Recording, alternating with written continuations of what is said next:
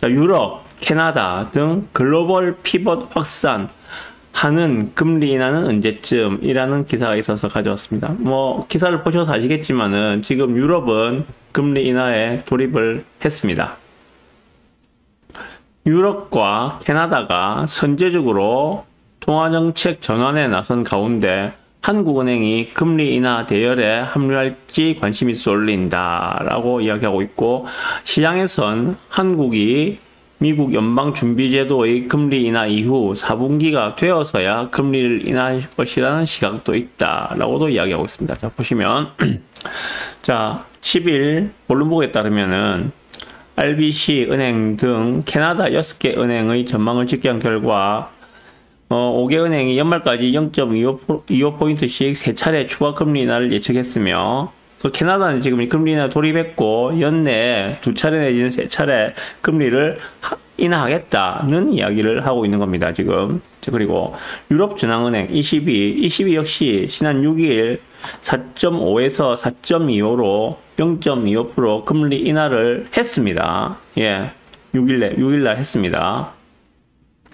이는 2022년 7월 첫 기준금리 인상을 결정한 이후 2년여 만에, 그러니까 22년 7월이니까 지금이 24년 6월이니까 2년 만에, 예, 드디어 이제 유럽은 금리 인하 사이클로 들어갔다라고 보시면 됩니다. 그리고 이미 이제 올해 3, 4월 달에 금리를 인하한 유럽 국가가 있는데, 거기는 스위스하고 스웨덴이 벌써 금리 인하를 시작을 했었고, 유럽과 캐나다도 지금 미국보다 먼저 선제적으로 금리 인하 사이클로 들어갔다라고 하고 있습니다. 그럼 우리는 어떻게 될 것인가? 그게 관심이겠죠, 그죠? 다만 우리나라는 유럽과 달리 금리 인하에 서두르지 않을 것이라는 전망이 우세하다라고 이야기했습니다. 유럽 같은 경우에는 4.5에서 4.2, 유럽은 지금 기준금리가 4.5%였거든요. 4.5%였는데, 지금 한국은 기준금리가 3.5%입니다. 1% 차이 나잖아요, 그죠?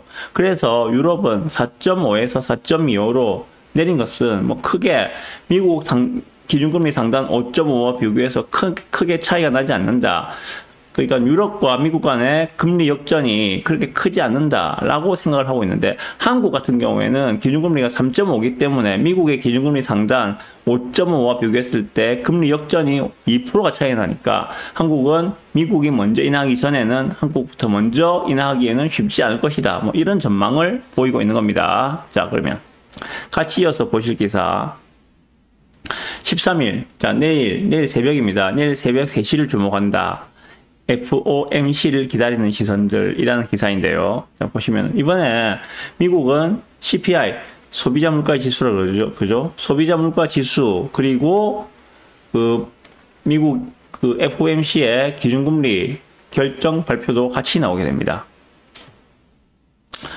글로벌 금융시장이 폭풍 전야와 같다라고 이야기했고요.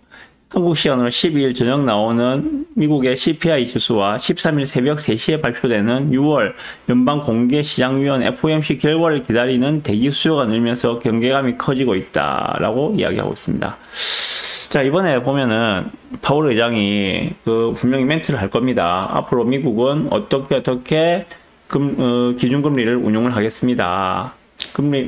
현재 물가는 어느 정도 수준이기 때문에 앞으로 금리는 이런 식으로 운영을 하겠다라는 그런 멘트들이 분명히 나올 것이라고 생각이 듭니다. 자, 그래서 여기에 대해서 일단 요거는 나와봐야 아는데, 현재 시장의 예상은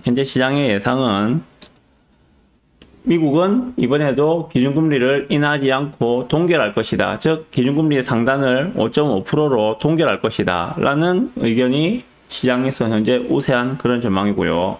만약에 기준금리를 인하를 한다면은 11월 달에 미국의 대통령 선거가 있습니다. 그 이전인 9월 달 정도가 가장 유력하지 않겠느냐라고 하는 것이 현재 시장의 관측입니다. 뭐 관측은 관측일 뿐 돼봐야겠죠. 그리고 중요한 것은 오늘 저녁에 발표된다는 미국의 소비자 물가 지수, 그게 상당히 중요하겠죠. 그 데이터에 따라서 미국의 기준금리가 앞으로 어떻게 될 것인지에 대한 힌트를 얻을 수 있기 때문이라 생각이 듭니다. 자, 일단 여기에 대해서 제 의견을 좀 말씀드려 보겠습니다. 예. 자, 이미 유럽은 금리 인하에 돌입을 하였다고 합니다. 그죠? 물론 뭐 우리보다 기준금리가 현재 4.5%로 1%나 더 높기 때문에 기준금리를 인하하는 데 있어서 조금 더 자유롭지 않을까라는 생각도 들고요.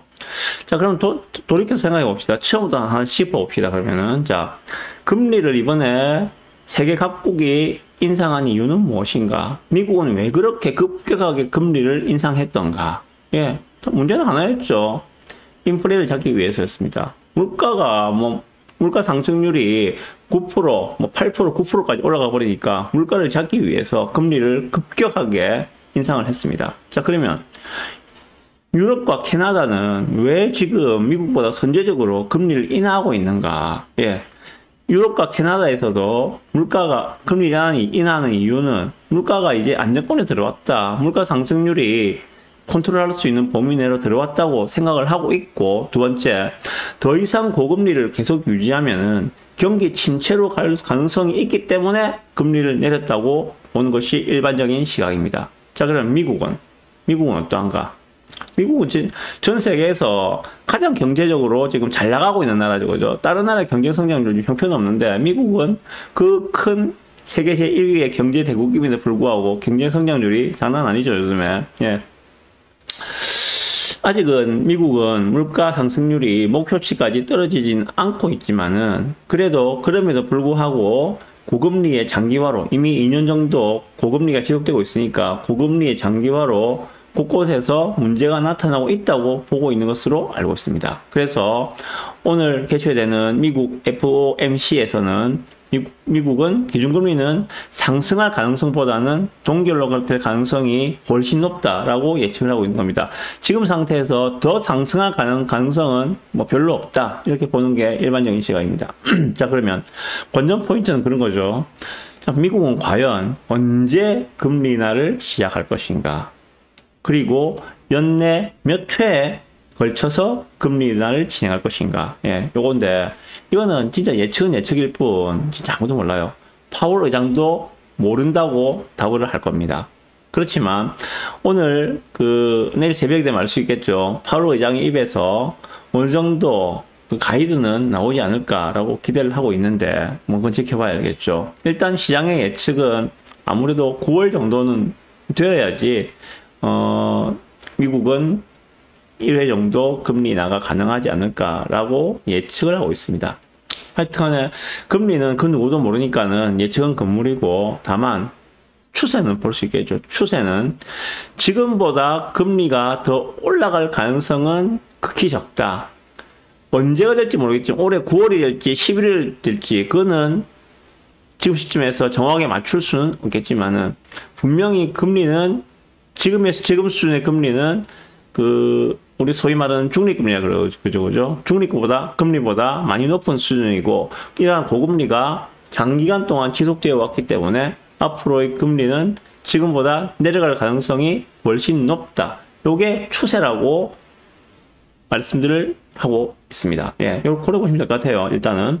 자, 그러면 한국은, 예, 기사에서 이야기하고 있는 것처럼 만약에 미국이 9월에 금리 인하를 시작한다면은 한국은 지금 현재 내수 경기가 매우 부진하죠. 그죠? 이러한 내수 부진을 개선하기 위해서 미국이 금리 인하에 들어간다면 곧바로 한국도 금리 인하 사이클로 들어갈 것으로 기대를 하고 있습니다. 미국보다 먼저 선제적으로 우리가 유럽처럼 선제적으로 금리 인하를 할 가능성은 없진 않겠지만 그렇게 많이 높은 것 같지는 않다. 지금 미국의 기준금리가 5.5인데 우리가 3.5, 우리가 여기서 0.25를 내려서 3.25가 된다면은 한미 간 금리 역전차가 2에서 2.25%로 더 커지게 됩니다. 그렇다면 필연적으로 따라올 수 있는 자본 유출의 문제, 그래서 환율 폭등의 문제, 그런 부분들이 뒤따를 가능성이 크기 때문에 선제적으로 하기는 힘들 것 같다. 이게 일반적인 관측이라고 보시면 됩니다.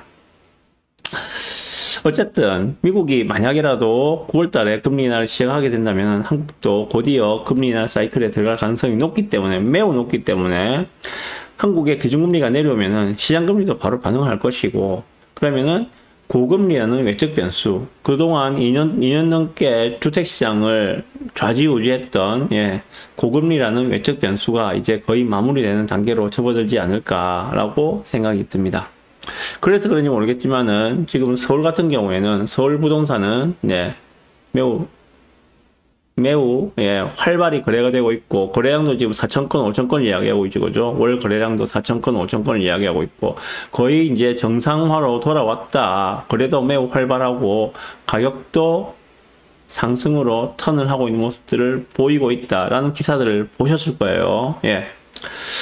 실질적으로 금리 인하가 시작된다면 올해 하반기에, 하반기라지 말고 4분기를 할게요. 올해 4분기에 실질적으로 금리 인하가 시작된다면 부산도 부동산 시장이 어떻게 급변할지 모르는 상황입니다. 그래서 제가 드리고 싶은 말씀은, 가능한 이 떼약볕이 내린 째는 여름에 발품 많이 파셔서 내 집 마련에 조금 서둘러 주시라 하는 것이 제가 추천드리는 말씀입니다. 네.